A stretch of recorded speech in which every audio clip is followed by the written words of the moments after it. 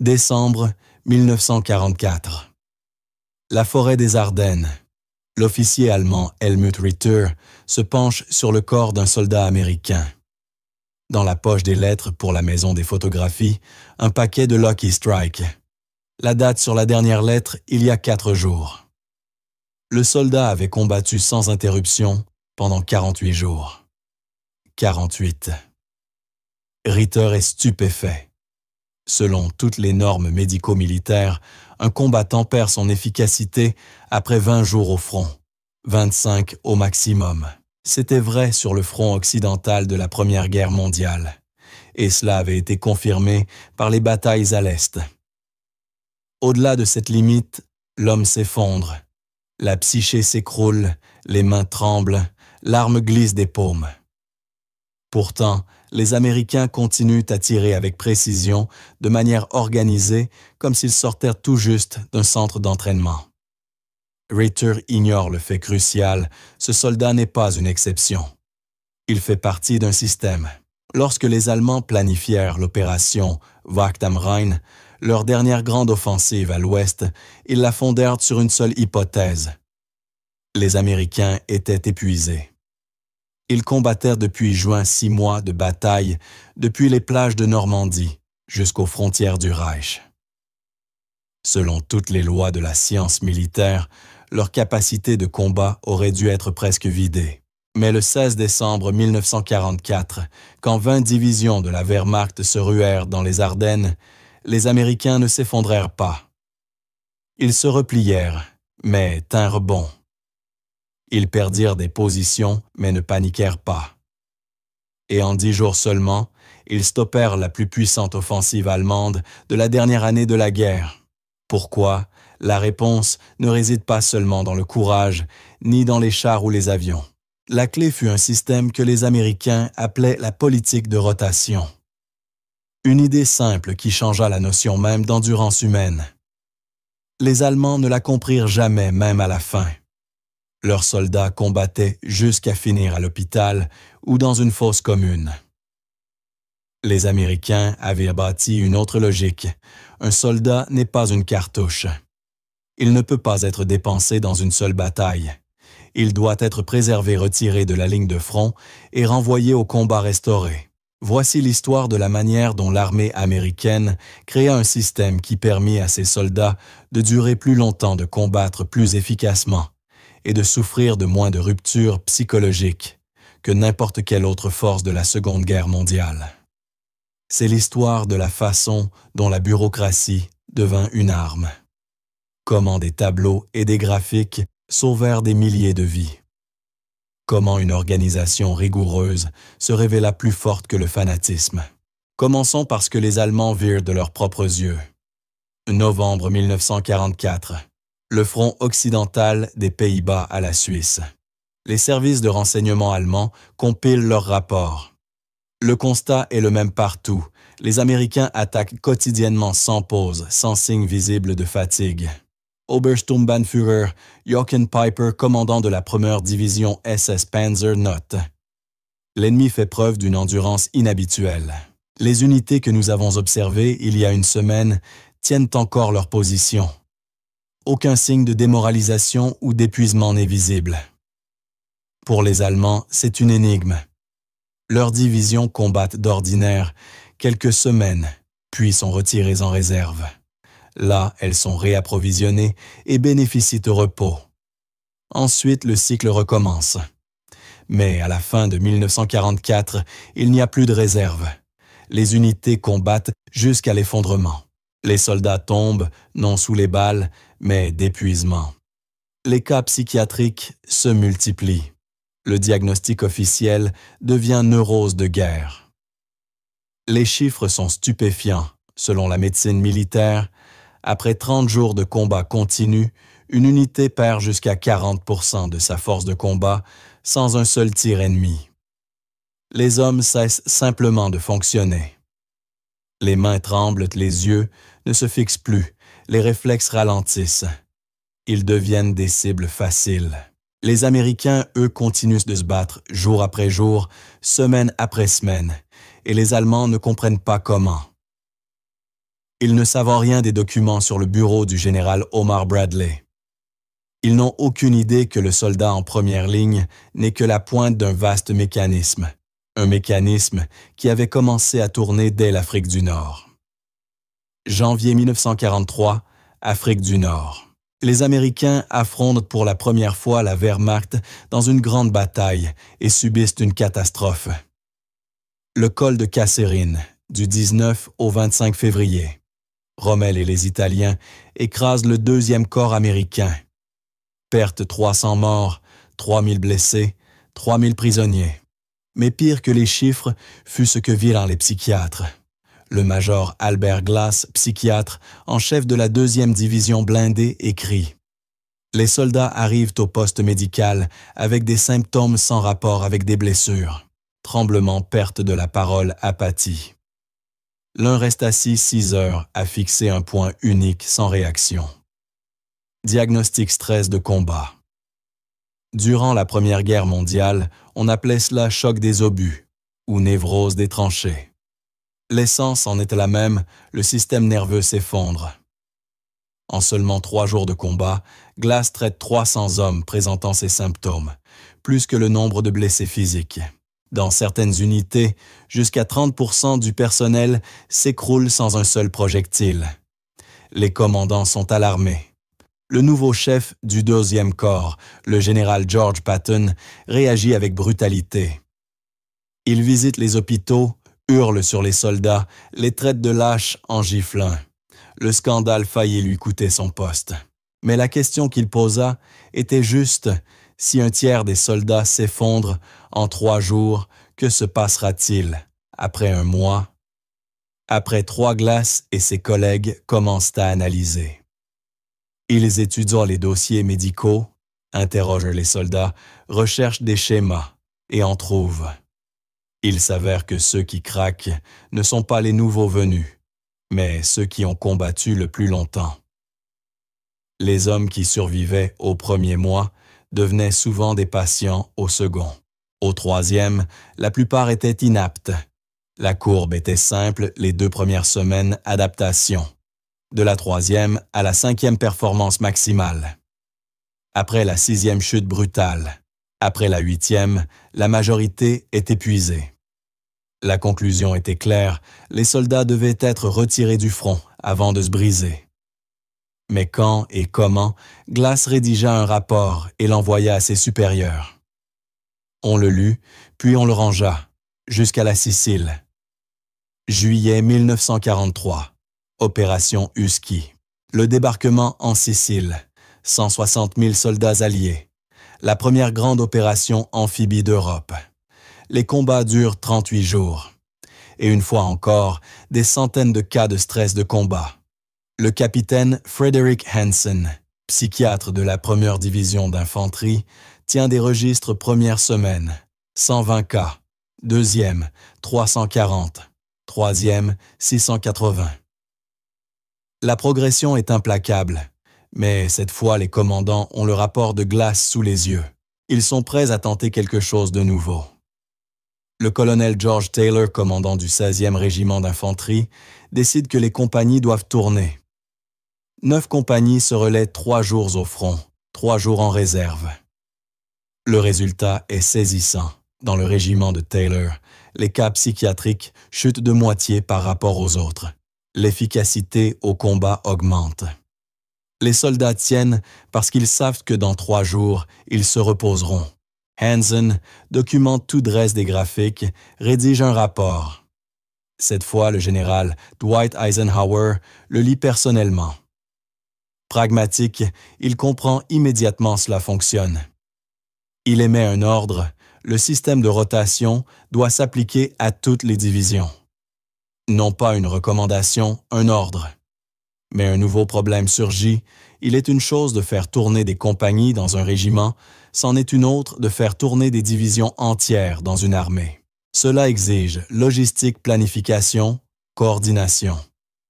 Il faut bâtir un système complet, et c'est exactement ce qu'ils entreprennent de créer. Septembre 1943, Londres. Quartier général du grand quartier général des forces expéditionnaires alliées.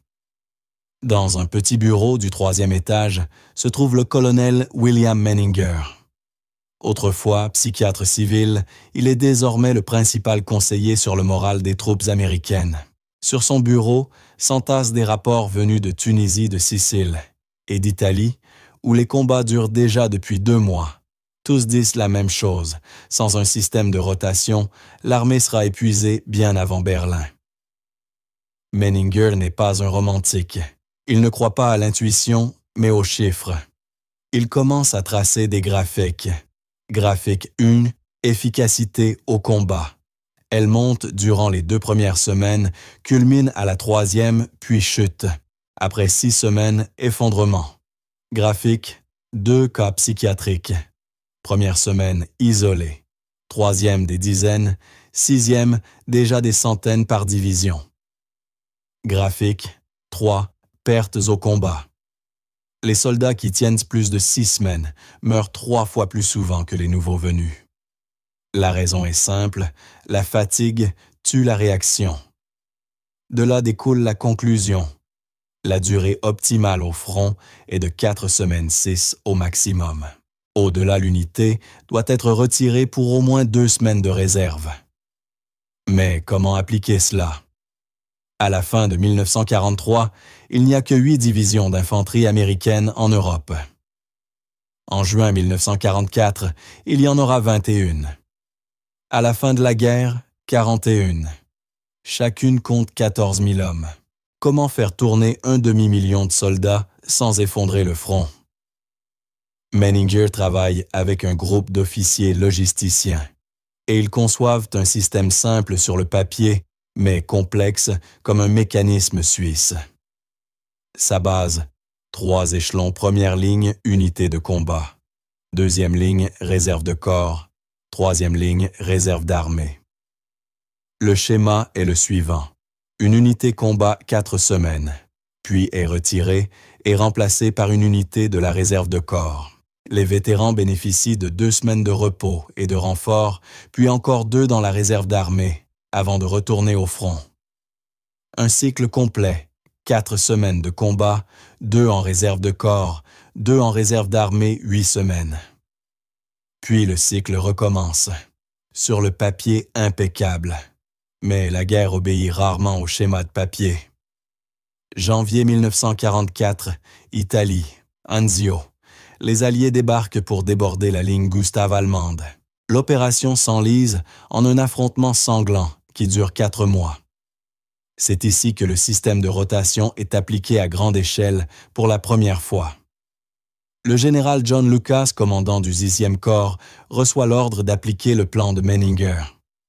Il dispose de 6 divisions. Selon le concept, 2 doivent tenir la ligne, 2 rester en réserve de corps et 2 en réserve d'armée. Le problème saute aux yeux, un front de 40 km et des Allemands qui attaquent de partout.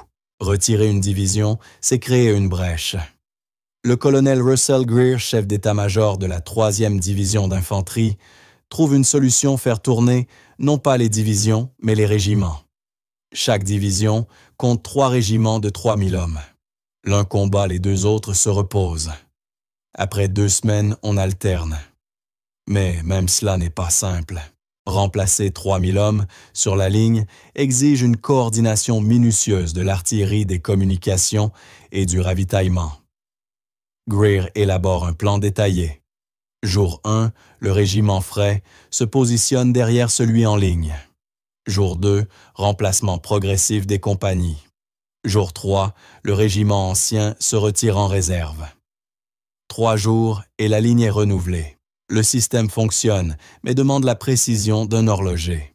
Le quartier général du corps d'armée tient des tableaux quel régiment est en ligne depuis combien de jours quand il doit être relevé, et par qui. Le capitaine David Schenck, officier d'état-major du 6e corps, se souviendra: nous travaillions comme une gare ferroviaire. Horaire à la minute près. Si une rotation échouait, toute la machine se grippait et parfois elle se grippait. Le 16 février 1944, les Allemands lancèrent une contre-attaque majeure. Toutes les réserves furent engagées. Les rotations furent annulées.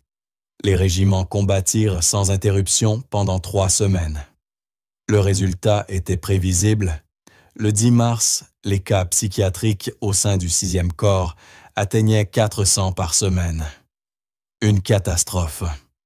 Mais lorsque l'offensive allemande s'essouffla et que le front se stabilisa, les rotations reprirent et les chiffres chutèrent aussitôt.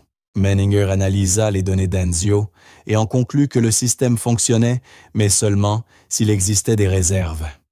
Sans elles, il était impossible. D'où une nouvelle règle pour 2 divisions au front, il fallait au moins une division en réserve, un ratio de 3 pour 2. Eisenhower lut le rapport et comprit. Pour l'invasion de la France, il faudrait davantage de divisions, que prévu non pas 30, mais au moins 40. La demande fut transmise à Washington et approuvée. La machine était prête. Le test ultime approchait la Normandie. Le 6 juin 1944, D-Day. Sur les plages de Normandie, 156 000 soldats américains, britanniques et canadiens débarquent la plus grande opération amphibie de l'histoire. Les Américains s'emparent de 2 têtes de pont, Utah et Omaha. À Utah, l'avance se déroule relativement bien. À Omaha, c'est un carnage, environ 2000 tués ou blessés dans les premières heures. Parmi ceux qui prennent d'assaut Omaha se trouve la première division d'infanterie vétérans d'Afrique du Nord et de Sicile. Ils connaissent la guerre et la valeur de la rotation. Mais dans les premiers jours, toute rotation est impossible. Tout le monde est en ligne. Les Allemands résistent avec férocité. Chaque village est une forteresse, chaque haie un bastion. Le major Charles Herbert, chirurgien du 16e régiment de la 1re division, écrit dans son journal « 12 juin, 6e jour de combat ininterrompu ». Les soldats viennent au poste de secours sans blessure physique, mais ils ne peuvent simplement plus continuer. Un sergent s'assoit et éclate en sanglots. Il dit qu'il ne peut plus supporter le bruit des explosions. Un autre soldat a des hallucinations. Il voit des camarades morts. Le commandement comprend que les unités doivent être relevées immédiatement. Le général Clarence Hubner, commandant de la division, contacte le quartier général du Vieux-Corps et demande qu'au moins un régiment soit remplacé. Le 16 juin, la 29e division d'infanterie fraîchement débarquée remplace le 16e régiment. Le régiment se retire pour 3 jours, non pas 2 semaines comme Menninger le recommandait, mais c'est mieux que rien. Le camp de repos se trouve à 5 km derrière la ligne. Pour la première fois, en 10 jours, les soldats dorment normalement. Mangent chaud, se lavent, changent d'uniforme. Le psychiatre régimentaire, le capitaine Frederick Hansen, le même qui avait servi en Sicile, visite les compagnies. Il parle aux hommes, les tests repèrent ceux au bord de la rupture. Hansen tient des registres précis. 47 soldats, souffrant de stress de combat, sont évacués vers un hôpital. 23 restent dans le régiment, mais sont réaffectés à des rôles non combattants, cuisiniers, chauffeurs, opérateurs, radio. Un travail sans contact direct avec le combat, mais qui les maintient en service, tout en soulageant leurs nerfs. Le 19 juin, le régiment retourne au front. Hansen estime la capacité de combat à 85%. Avant la guerre, cela aurait semblé faible. Dans les conditions de la campagne, c'est excellent. En Normandie, les rotations fonctionnent imparfaitement. Les batailles sont trop intenses, les marges de manœuvre trop étroites. Des divisions entières tiennent parfois 6 semaines sans relève. Mais même une rotation partielle vaut mieux que rien. Les chiffres parlent d'eux-mêmes aux États-Unis. En Normandie, on compte en moyenne 30 cas psychiatriques pour 1000 soldats par mois. En Grande-Bretagne, sans système de rotation, strict 45 pour 1000. En Allemagne, les chiffres exacts sont inconnus, mais les signes indirects suggèrent plus de 60 pour 10 000. Sur le papier, la différence paraît modeste. Multipliez-la par des mois de bataille et des dizaines de divisions. Et cela devient des milliers de systèmes nerveux sauvés, des milliers d'hommes encore capables de se battre.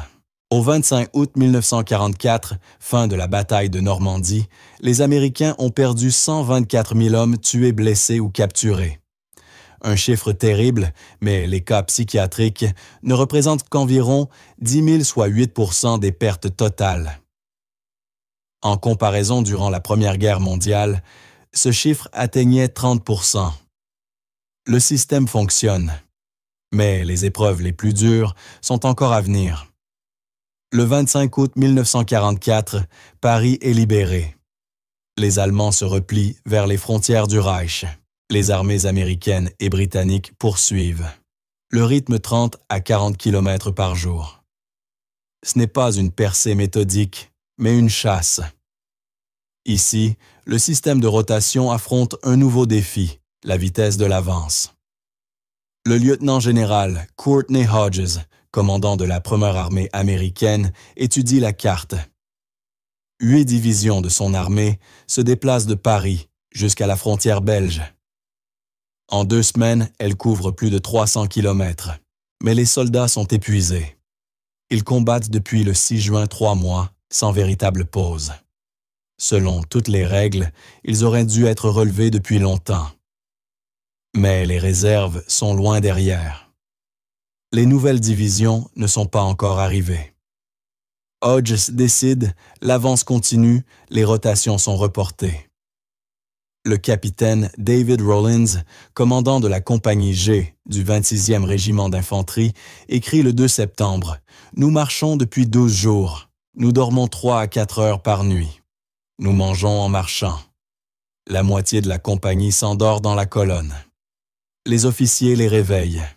Un soldat s'est assoupi lors d'une halte et ne s'est pas réveillé quand la colonne est repartie. On l'a retrouvé 1 heure plus tard. Il dormait si profondément qu'il n'a pas entendu passer 20 camions. Et pourtant, fait étrange, les cas psychiatriques sont rares, bien moins nombreux qu'en Normandie. Menninger analyse les données et trouve la raison. Pendant une poursuite, les soldats s'épuisent physiquement, mais non moralement. Ils voient les résultats des villes libérées des foules, en liesse un ennemi en retraite. Il y a un sentiment de victoire. En Normandie, chaque mètre était gagné dans le sang. Ici, ils peuvent marcher 20 km sans tirer un coup de feu. Et cela change toute la psychologie. Menninger formule un nouveau principe.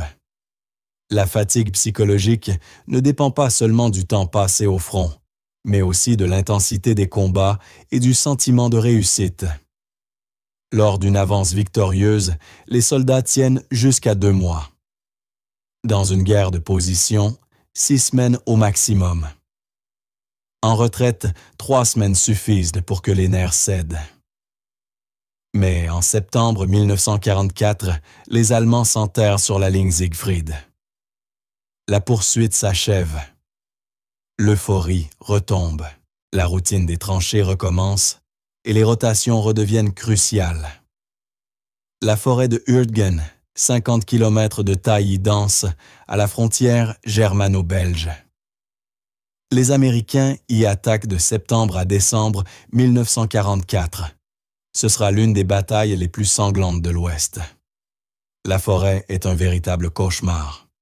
Les chars s'enlisent entre les arbres, l'artillerie est inefficace. Les obus explosent dans les cimes et déversent une pluie d'éclats sur les troupes amies. Les Allemands sont retranchés dans des bunkers et des tranchées. Chaque position doit être conquise à la main. La première division d'infanterie entre dans la Hürtgen le 16 octobre. Le plan brisait la défense en 1 semaine. La réalité, le combat s'éternise 1 mois. Le lieutenant Paul Bad écrit à sa famille le 25 octobre « Nous combattons depuis 9 jours. Nous ne voyons pas le ciel, seulement les branches. Nous ne voyons pas l'ennemi, seulement les éclairs des canons. Chaque jour, nous perdons des hommes, et le front ne bouge pas. Nous attaquons le même bunker pour la 4e fois. » Les pertes sont terribles en 2 semaines. La première division perd 3000 hommes tués ou blessés, soit 1/5 de ses effectifs. Pire encore, 800 cas de stress de combat. Le sergent John Kastner se souvient. Le soldat Miller était calme et fiable. Le 13e jour, il a lâché son fusil et s'est mis à courir vers l'arrière. Nous l'avons arrêté. Il ne pouvait plus parler. Il tremblait seulement. On l'a envoyé au poste de secours. Nous ne l'avons jamais revu. Le général Webner comprend le régiment doit être retiré. Le 28 octobre, la 47e division relève le 16e régiment. Les soldats quittant la forêt, épuisés, le visage gris, les yeux vides. Ils ont combattu 12 jours sans repos. Le régiment obtient 10 jours de répit et 900 remplaçants. Le 7 novembre, ils retournent dans la forêt. Ce n'est pas idéal, le plan de Menninger prévoyait au moins 2 semaines. Mais même un court retrait préserve l'efficacité. En 3 mois de combat, les Américains perdront 33 000 hommes à Hurtgen. 6 divisions passeront dans ce hachoir. Pourtant, même ici, les unités qui furent retirées au moins une semaine conservèrent une efficacité de combat supérieure de 30 à 40% à celle restée sans relève. Le colonel Trevor Dwyer, analyste militaire, écrira plus tard « Hurtgen a montré les limites du système de rotation. Il ne peut compenser une planification opérationnelle défaillante. Mais même dans les pires conditions, la rotation sauve des vies. » En décembre, la bataille s'achève. La forêt est prise. Le prix est catastrophique. Mais sans rotation, il aurait été encore plus élevé. 4h30 du matin, 16 décembre 1944. La forêt des Ardennes tremble sous le feu de 1600 canons allemands, le plus intense bombardement préparatoire de toute la campagne. 1 heure plus tard, l'assaut commence 25 divisions de la Wehrmacht et des Waffen-SS, 250 000 soldats, 1400 chars. En face seulement 4 divisions américaines du 8e corps, 80 000 hommes sur 140 km de front.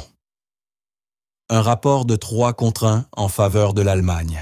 2 divisions, la 99e et la 106e, sont des recrues arrivées 2 semaines plus tôt. Les 2 autres, la 4e et la 28e, sont des vétérans usés par les combats d'été. C'est justement pour cela qu'elles avaient été envoyées dans ce secteur calme, pour se reposer, une rotation en cours, un plan parfait, jusqu'au début de l'offensive. Les premières heures sont le chaos. La 106e est encerclée. 2 régiments, 7000 hommes, se rendent la plus grande capitulation américaine en Europe. La 28e est disloquée. Les chars allemands avancent de 20 km. Mais la 99e résiste. Elle recule, mais de façon ordonnée et gagne du temps. Le capitaine Charles MacDonald se souvient « Nous étions verts ». La plupart n'avaient jamais vu le combat. Mais nous étions reposés. Depuis 2 semaines, nous dormions 8 heures. Nous mangions correctement, nous étions en bonne forme. Quand les Allemands ont attaqué, nous avons reculé sans panique. Nous avons fait ce pourquoi nous étions entraînés. Le contraste est frappant. Les Allemands sont des vétérans, mais épuisés par des années sans repos. Leur rotation, c'est un lit d'hôpital ou une tombe. Les Américains sont frais, et c'est leur avantage. Le général Omar Bradley engage les réserves les 7e et 10e divisions, blindées les 82e et 101e divisions aéroportées. Toutes s'étaient reposées les mois précédents. Elles entrent maintenant dans la bataille revigorée. La 82e arrive le 18 décembre. Elle a combattu en Normandie et en Hollande, puis s'est reposée 2 mois en France. Les soldats sont bien reposés, l'équipement est neuf, les munitions pleines. Ils stoppent la première division SS Panzer près de Stavelot. La 101e entre dans Bastogne le 19 décembre. La ville est encerclée, mais la division la tient pendant 7 jours. Les Allemands ne peuvent la prendre. Pourquoi? Parce que les Américains sont frais. Plus tard dans ses mémoires, le colonel allemand Hans von Luck écrira « Nous ne comprenions pas comment ils faisaient. Ils avaient combattu en Normandie, et maintenant de nouveau au front, ils paraissaient frais. Nos hommes étaient exténués, les Américains ne l'étaient pas. Cela semblait injuste. Injuste, mais efficace. À la fin de décembre, l'offensive allemande s'enlise. Les Américains contre-attaquent. La bataille des Ardennes s'achève en victoire alliée en janvier. Le coup 89 000 pertes, dont 19 000 tués. Mais sans le système de rotation, le bilan aurait été bien pire. Janvier 1945. L'offensive des Ardennes est repoussée. Les Alliés reprennent leurs lignes antérieures. Prochaine étape, le Rhin au cœur de l'Allemagne. Eisenhower commande désormais 73 divisions, environ 4 millions d'hommes, la plus grande force que les États-Unis aient jamais déployée en Europe.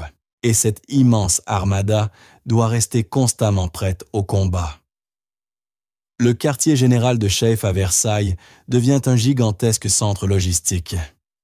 Des centaines d'officiers y synchronisent les mouvements des unités, les tableaux, les graphiques, les plannings de rotation, tous mis à jour en temps réel. Le lieutenant-colonel Richard, officier du personnel de la Première Armée, décrit le mécanisme « Chaque division a sa fiche.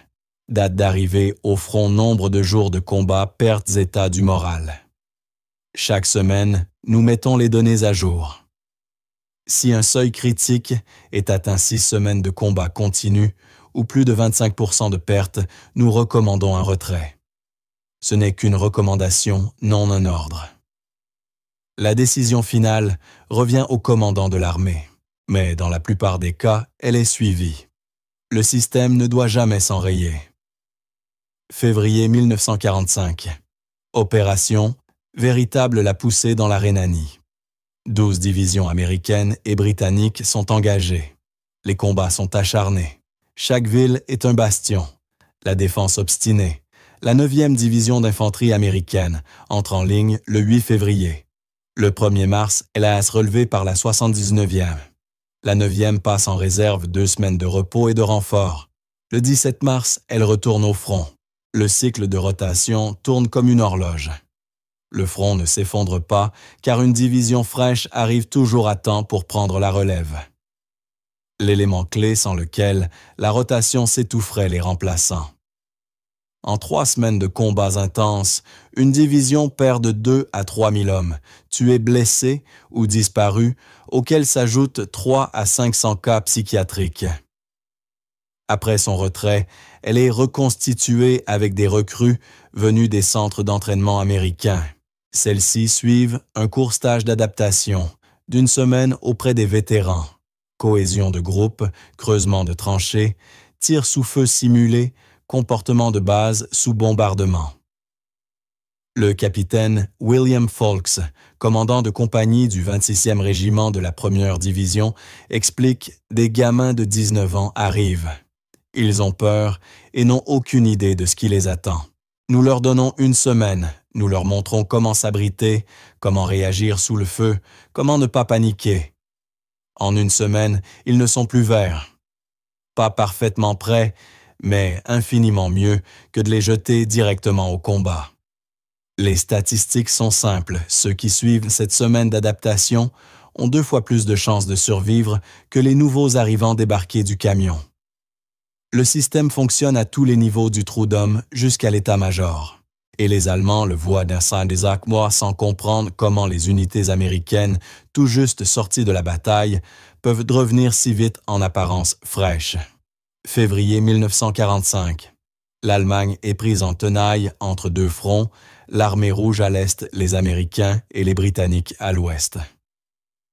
Le SS Obergruppenführer Paul Hauser, commandant du groupe d'armée G, lit les rapports et constate une désintégration systémique. Les divisions fondent non seulement sous le feu, mais aussi sous l'épuisement devenu irréversible. La 316e division d'infanterie au front, depuis octobre 1944, 4 mois sans pause, affiche 60% de pertes. Les statistiques psychiatriques sont vagues, mais les médecins de régiment estiment qu'un soldat sur 3 est au bord de la rupture. La 351e division, Volksgrenadier, combat depuis juin 1944, 9 mois, une seule courte relève en octobre 3 semaines. De retour sur la ligne, sa capacité de combat n'est plus que de 40%. Océ comprend que l'armée se désagrège et qu'il n'existe plus de réserve, toutes les unités sont déjà au front. Il demande l'autorisation de retirer au moins 2 divisions pour repos et rééquipement. La réponse vient d'en haut directement d'Hitler. Aucun retrait. Tenir jusqu'au dernier. Le système de la Wehrmacht fondé sur le fanatisme et la discipline se brise. Les désertions augmentent. Des sous-unités entières se rendent en groupe. Le Standartenführer Joachim Peiper, le même homme qui à l'automne 1944 avait noté l'étonnante endurance des Américains, commande maintenant les restes d'une brigade de 4000 hommes. Il lui en reste 800. Entrée du 5 mars.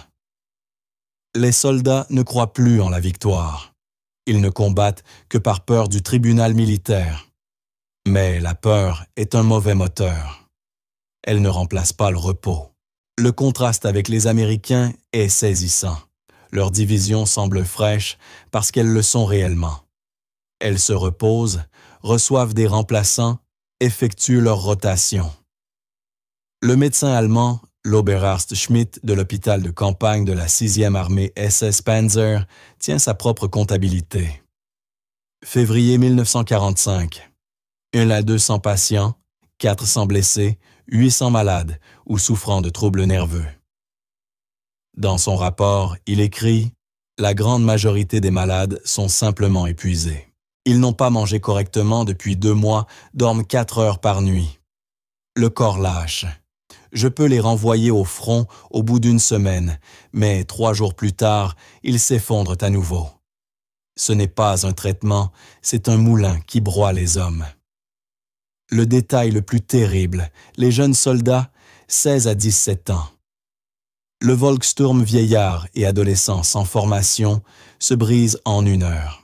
Dans ce contexte, le système américain n'apparaît pas comme un miracle, mais comme le résultat logique de la planification et de l'expérience.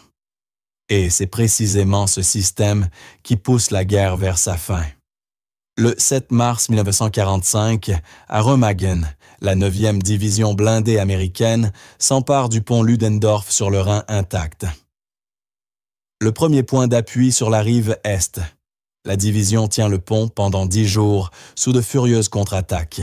Les pertes sont lourdes, mais l'unité est fraîche, tout juste sortie de réserve et elle tient bon. Le 17 mars, elle est relevée par la 78e division d'infanterie. La 9e se retire pour se reconstituer. Pendant ce temps, d'autres armées forcent le Rhin en masse. Les 22 et 23 mars en 2 jours, 20 divisions franchissent la rivière. La logistique impressionne chaque division, connaît sa fenêtre horaire et son secteur. Les rotations ne s'interrompent pas, même au plus fort des combats. La première armée, sous le commandement du général Hodges, applique la méthode du relief tournant. 3 divisions attaquent et après 3 jours, elles sont remplacées par 3 autres. Le premier groupe passe 2 jours en réserve, puis retourne au combat, mais sur un autre axe. Le rythme est brutal. Les colonnes blindées avancent de 30 à 40 km par jour. L'infanterie suit car les troupes sont relevées avant que leurs nerfs ne cèdent. Avril 1945. L'Allemagne est coupée en 2. Par l'ouest, les Américains et les Britanniques referment les mâchoires. Par l'est, l'armée rouge arrive. La Wehrmacht se désagrège. Et même à ce stade, les Américains ne trahissent pas leurs principes. La 2e division blindée, arrivée jusqu'à l'Elbe, est relevée par la 69e division d'infanterie et passe en réserve. La guerre est presque terminée, pourtant, le système continue de fonctionner jusqu'au bout. Le capitaine John Colby, officier d'état-major de la 2e blindée, raconte « Nous pensions marcher sur Berlin. À la place, on nous a retirés. 3 jours de repos. Je n'avais pas compris pourquoi la guerre touchait à sa fin. Le commandement lui savait. Personne ne pouvait prédire combien de temps cela durerait. Il fallait préserver les soldats jusqu'au dernier jour. Le 8 mai, l'Allemagne capitule. La guerre en Europe est terminée. Les pertes américaines sur le théâtre européen s'élèvent à 586 628 tués, blessés disparus ou capturés, dont 135 176 morts. Les cas psychiatriques pour l'ensemble de la guerre atteignent 929 037. Parmi eux, 654 872 sont retournés au service, soit 70%. En comparaison, durant la Première Guerre mondiale, les pertes psychiatriques représentaient 30 à 40% des pertes totales. Dans la seconde, environ 15%. La différence est énorme. La raison, le système de rotation. Un soldat retiré du front à temps peut revenir. Un soldat brisé complètement est perdu à jamais. La Wehrmacht ne l'a jamais compris. Là, le soldat était une ressource jetable, on l'utilisait et on le remplaçait. Les Américains, eux, considérèrent le soldat comme la ressource la plus précieuse. Il fallait le préserver, le faire tourner et le renvoyer au combat revigoré. Cela paraît simple, mais derrière cette simplicité se cachent des milliers d'heures de planification, d'analyse et de coordination. Et ce système a sauvé des dizaines de milliers de vies, tout en accélérant la fin de la guerre. Mai 1945. La guerre est terminée, mais pour les analystes, le travail le plus important commence. L'armée américaine crée une série de commissions destinées à systématiser l'expérience acquise. Parmi elles, la Commission pour l'étude du stress de combat et de l'efficacité des rotations. Elle est dirigée par le colonel William Menninger, le même psychiatre qui, en 1943, avait contribué à formuler les principes de la rotation.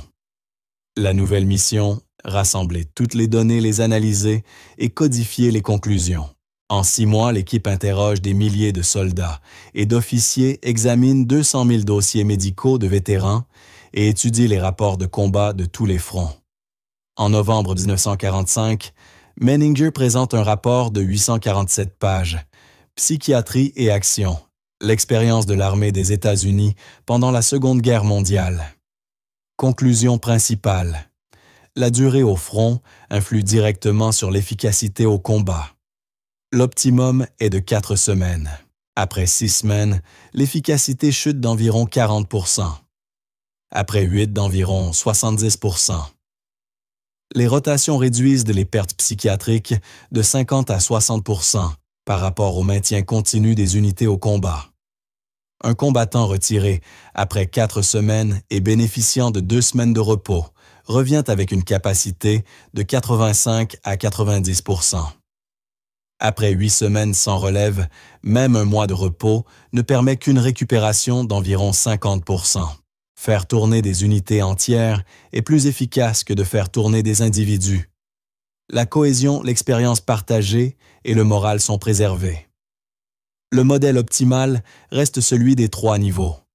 Frontline, Corps, Reserve, Army Reserve, avec un ratio idéal de 2 divisions en ligne pour 1 en réserve.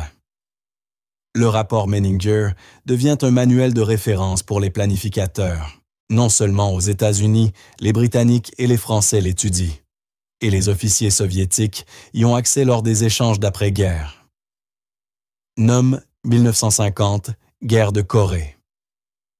Les États-Unis appliquent les principes dès le premier jour, mais avec une modification, les rotations individuelles.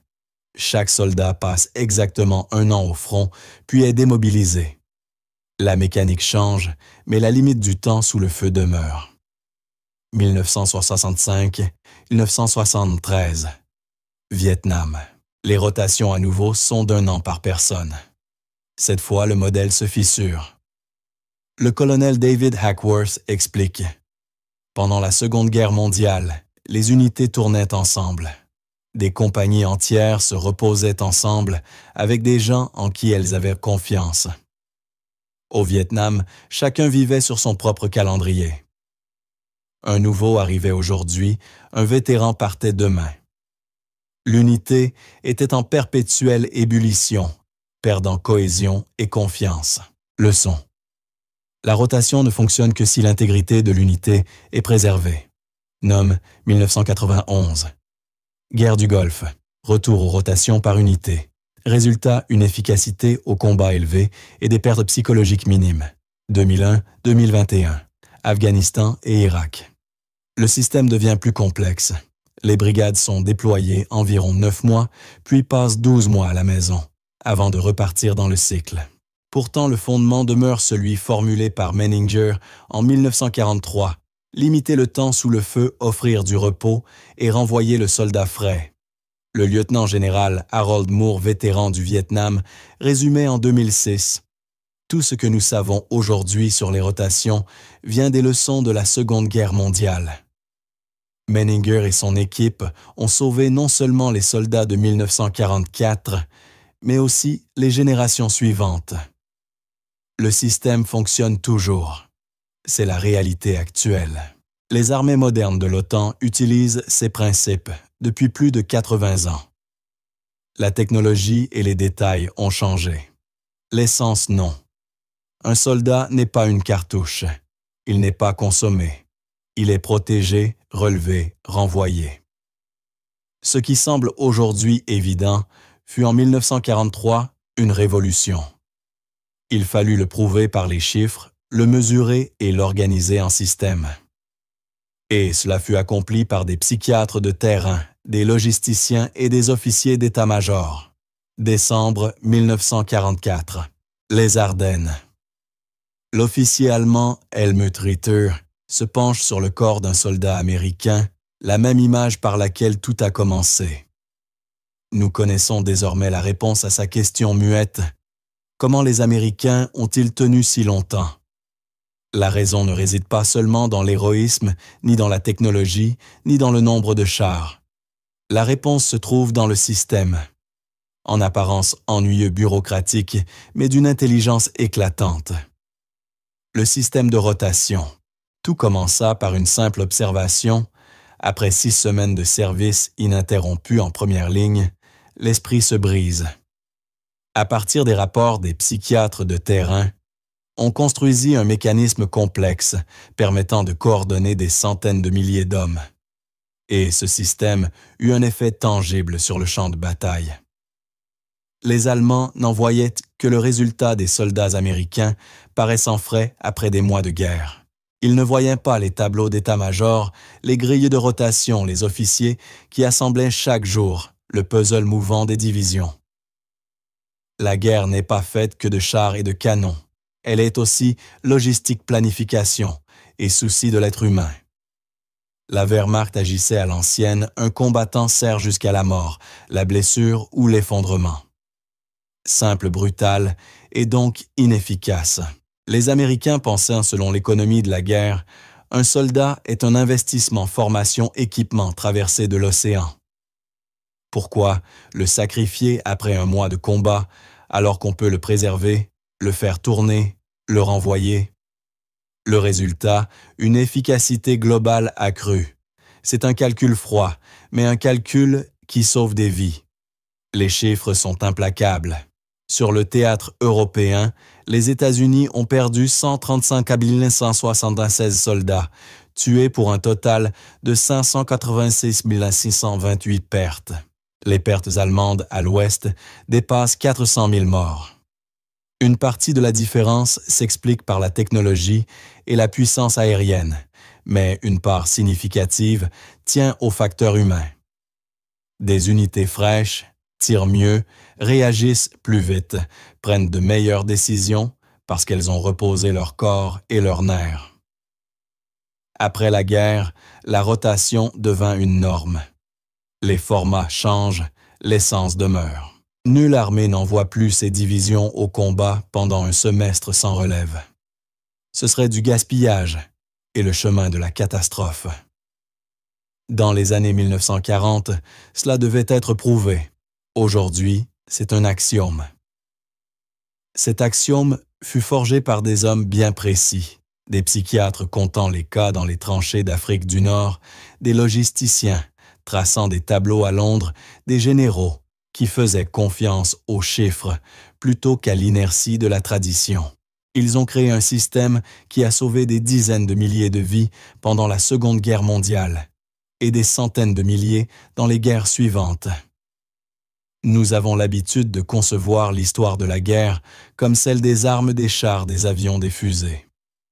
Mais parfois, c'est l'histoire des tableaux et des graphiques. Quand la bureaucratie devient une arme, l'organisation devient un avantage. Le système de rotation n'est pas un récit d'héroïsme, mais d'intelligence de soin et d'une vérité simple. Un soldat est un être humain, pas un outil. Les Allemands ne l'ont jamais pleinement compris. Le fanatisme consume la dévotion à ses limites. La discipline ne remplace pas le sommeil. Les Américains, eux, l'ont compris, et cela devint leur atout. Quand nous évoquons la Seconde Guerre mondiale, nous parlons de la Normandie, des Ardennes du Rhin, des grandes batailles et des noms de héros. Mais la victoire fut aussi assurée par les états-majors, les logisticiens, les psychiatres, les officiers qui traçaient des grilles de rotation et organisaient les trains de renfort. Ceux-là reçoivent rarement des médailles. Leur nom ne figure pas toujours dans les manuels. Pourtant, leur travail a sauvé l'armée. La leçon est simple. La guerre n'est pas seulement une affaire de courage, mais aussi d'intelligence, de planification et de connaissance de l'homme. Parfois, la meilleure arme n'est pas un char, mais un bon tableau. Les Allemands ne virent ni vent ces tableaux. Ils virent des soldats qui ne cédaient pas sans comprendre pourquoi. Nous le savons désormais. Un système simple dans sa formule efficace, dans son exécution lumineux, dans sa logique. Un système qui vainquit le fanatisme par le calcul froid et sauva des milliers de vies. Ce n'est pas l'histoire la plus bruyante de la guerre, mais peut-être la plus importante.